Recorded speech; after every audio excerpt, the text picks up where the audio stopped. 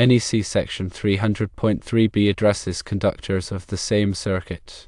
Fundamental requirement of this section is to mitigate the parasitic effects of magnetic and electric fields by grouping single conductors together. One acceptable way to achieve grouping is using conduit or raceways. If a raceway is used, all the circuit's conductors must be contained within it. Section 300.3b necessitates that all conductors of the same circuit, including the grounded conductor and all equipment grounding and bonding conductors, be contained within the same raceway, auxiliary gutter, cable tray, cable bus assembly, trench, cable, or cord. This requirement has some exceptions as detailed in 300.3b-4. The NEC doesn't mandate that you use only conduit or raceways to group conductors. Alternative methods for achieving effective grouping are allowed. These methods can include interlacing or weaving conductors together.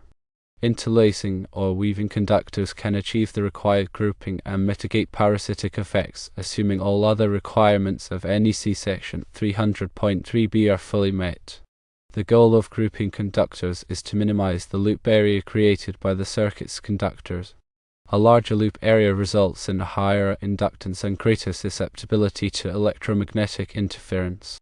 By keeping the conductors close together, the magnetic fields produced by the current flowing in each conductor tend to cancel each other out, reducing the overall inductance and interference. When conductors are spaced apart, the magnetic field generated by one conductor can induce a voltage in the loop formed by the other conductors, leading to circulating currents and power losses. Grouping the conductors minimizes this effect. For alternating current, or AC, circuits, the magnetic fields produced by the current in each conductor are constantly changing. These changing magnetic fields can induce voltages in nearby conductors, leading to inductive reactance and voltage drops. Grouping conductors reduces the loop area, minimizing inductive reactance. In summary, the practice of grouping conductors together provides several benefits. Firstly, it minimizes inductance. Secondly, it reduces electromagnetic interference. Thirdly, it minimizes voltage drops in AC circuits. It achieves these benefits by minimizing the loop area created by the circuit's conductors. While using conduit or raceways is a common and often practical way to achieve this grouping, the code recognizes that other methods can be equally effective if properly implemented. Section 300.3b-4 specifically allows using other wiring methods that offer the same level of protection as a raceway. This opens the door for innovative solutions that meet the fundamental requirement of minimizing the loop area and mitigating electromagnetic interference. When considering alternative grouping methods like interlacing or weaving, it's crucial to ensure that the conductors are held tightly together and that the grouping is maintained throughout the entire length of the circuit. This prevents the conductors from separating and increasing the loop area. Also, the chosen method must provide adequate mechanical protection for the conductors. Conduit and raceways offer excellent physical protection against damage, so any alternative method must provide a comparable level of protection. Consider factors like abrasion, impact, and environmental conditions when evaluating the suitability of a non-conduit grouping method. Furthermore, the method should be suitable for the specific application and environment. For example, in a high-temperature environment, the chosen method must be able to withstand the heat without degrading or compromising the integrity of the insulation. In wet locations, the method must be waterproof to prevent moisture from entering the conductors.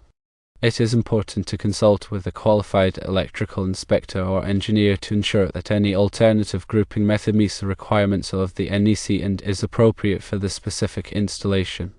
An inspector can provide guidance on acceptable methods and ensure that the installation meets all safety requirements. Remember that the ultimate goal is to ensure a safe and reliable electrical installation. While the NEC provides flexibility in how conductors are grouped, the fundamental principle of minimizing the loop area and mitigating electromagnetic interference must always be adhered to. When evaluating different grouping methods, consider all relevant factors and seek expert advice to ensure that the chosen method is safe, effective, and compliant with the electrical code. Always prioritize safety and proper installation practices. Proper grounding and bonding are essential for any electrical system regardless of the grouping method used. Ensure that the grounding and bonding conductors are properly sized and installed in accordance with the NEC. Also, make sure that all electrical connections are tight and secure to prevent overheating and arcing. Consider the ampacity of the conductors. The ampacity of a conductor is its current carrying capacity. The NEC specifies the ampacity of different types of conductors based on their size, insulation type, and installation method. When choosing a grouping method, ensure that it does not reduce the ampacity of the conductors below the required level. For example, if conductors are bundled together too tightly, it can reduce their ability to dissipate heat, which can lower their ampacity. Consider derating factors. Derating factors are adjustments to the ampacity of conductors that are required under certain conditions, such as when multiple conductors are bundled together or when conductors are installed in a high-temperature environment.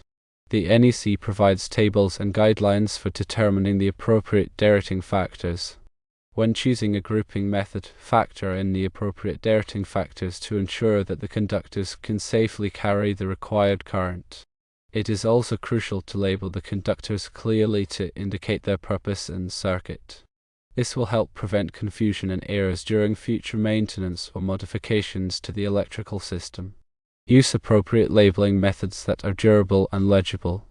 For example, you can use wire markers or tape to label the conductors. Consider the potential for future expansion or modifications to the electrical system. Choose a grouping method that allows for easy addition or removal of conductors as needed. This will save time and effort in the long run.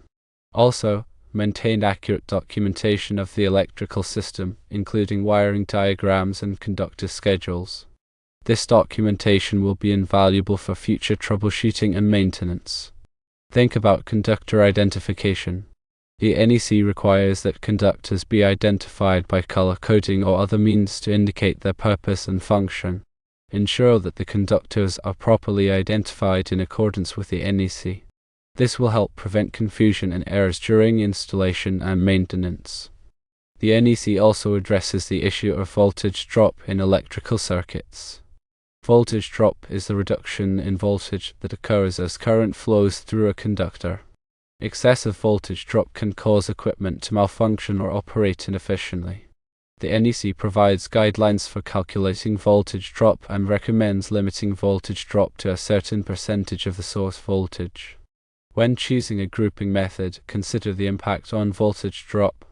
Tightly bundled conductors can increase the resistance of the circuit, which can increase voltage drop. When planning an electrical installation, always consult with a qualified electrical engineer or electrician. They can provide expert advice on the best grouping methods and ensure that the installation meets all applicable codes and standards. They can also help you select the appropriate conductors, raceways, and other electrical components. Remember that safety is always a top priority. Proper planning, installation, and maintenance are essential for a safe and reliable electrical system. Failure to follow the NEC and other applicable codes and standards can result in serious injury or property damage. Here is some additional information about different types of raceways that may be used for grouping conductors. Firstly, rigid metal conduit, or RMC, is a heavy-duty raceway that is typically made of steel or aluminum. It provides excellent mechanical protection for conductors and is suitable for both indoor and outdoor applications. Secondly, intermediate metal conduit, or IMC, is a lighter weight version of RMC. It offers similar protection but is easier to bend and install. Thirdly, electrical metallic tubing, or IMT, is a thin-walled raceway that is typically made of steel or aluminum. It is commonly used for indoor applications where mechanical protection is not a major concern. Fourthly, flexible metal conduit, or FMC, is a flexible raceway that is typically made of steel or aluminum. It is used to connect equipment that is subject to vibration or movement. Fifthly, liquid-tight flexible metal conduit, or LFMC, is a flexible raceway that is covered with a liquid-tight jacket. It is used in wet or damp locations. And sixthly, non-metallic conduit, such as PVC conduit, is a lightweight and corrosion-resistant raceway. It is commonly used for underground applications. When choosing a raceway, consider the following factors. Firstly, the type of environment. Secondly, the degree of mechanical protection required. Thirdly, the flexibility needed. And fourthly, the cost. Also consider using cable trays. Cable trays are open support systems that are used to support and route cables. They are commonly used in industrial and commercial applications. Cable trays offer several advantages over conduit. Firstly, they are easier to install and maintain. Secondly, they can accommodate a large number of cables. Thirdly, they provide good ventilation for cables. When using cable trays, it is important to follow the manufacturer's instructions and the NEC requirements. Cables must be properly supported and secured to the cable tray. Here is some more information about conductor types. Firstly, THHN conductors are insulated with a thermoplastic high heat resistant nylon covering. They are commonly used for general purpose wiring. Secondly, THWN conductors are insulated with a thermoplastic heat and water resistant nylon covering. They are suitable for use in wet or damp locations. Thirdly, XHHW conductors are insulated with a cross-linked polyethylene high heat and water resistant covering. They have a higher temperature rating than THHN or THWN conductors. Fourthly, used conductors are insulated with an underground service entrance covering. They are used for direct burial applications. When selecting conductors, consider the following factors. Firstly, the ampacity required. Secondly, the voltage rating. Thirdly, the type of insulation. Fourthly, the environment where they will be installed. Also consider the importance of proper grounding. Grounding is the process of connecting electrical equipment and systems to the earth. Grounding provides a low resistance path for fault current to flow back to the source, which helps to protect people and equipment from electrical shock and damage. The NEC requires that all electrical equipment and systems be properly grounded. Grounding conductors must be properly sized and installed. Grounding electrodes, such as ground rods or ground plates, must be installed in accordance with the NEC. Bonding is the process of connecting different metal parts of an electrical system together. Bonding ensures that all metal parts are at the same electrical potential, which helps to prevent electrical shock. The NEC requires that all metal parts of an electrical system be properly bonded. Bonding conductors must be properly sized and installed. Bonding jumpers must be used to connect different metal parts together. Remember to always follow the NEC requirements. The NEC is a comprehensive set of standards for electrical installations. It covers all aspects of electrical wiring, from conductor sizing to grounding and bonding.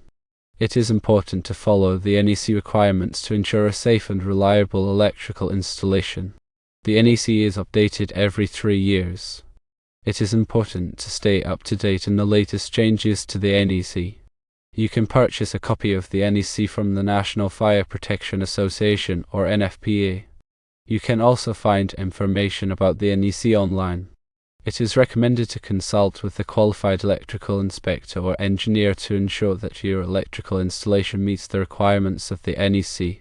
In summary, understanding NEC Section 300.3b is crucial for ensuring safe and compliant electrical installations.